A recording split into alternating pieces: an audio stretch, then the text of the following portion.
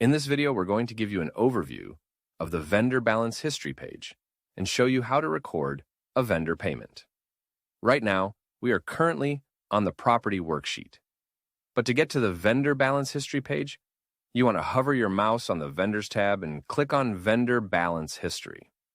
At the top here, you can select the vendor's name from the drop-down menu.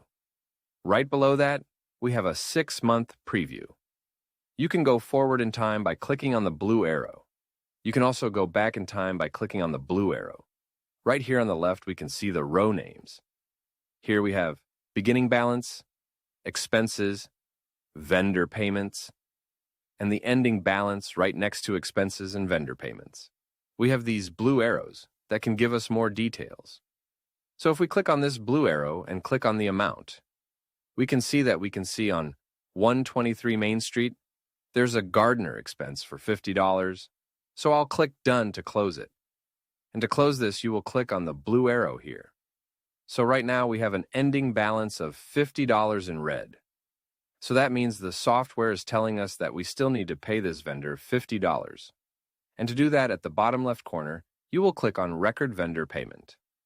The system calculates the suggested payment for you by using this formula here. Current balance minus minimum balance equals suggested amount. The minimum balance can be added under the Vendor Details page. Here you can select the specific day the payment is made. You can enter in the amount. I'll put $50. And now I'll click on Details to add some notes. I'll write trimmed bushes. You can select a payment type.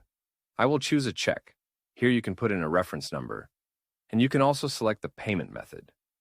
So right now we're just recording the transaction only, but in our system, you can print a check for the vendor. You can also pay the vendor online. So those are the two options there. For now, I will just select Record Transaction Only.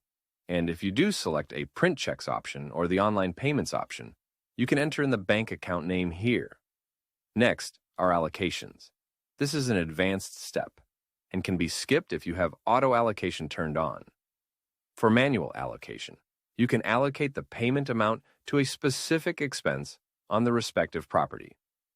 Next, we have adding expense transactions. Here, you will select the property that you want to add the expense to. You will then select the expense from the drop-down list. Next, you can specify the date and record the amount. Here, you can add the notes for this transaction. Once completed, then, we will click Save. So now, it shows $50 vendor payments and an ending balance of $0.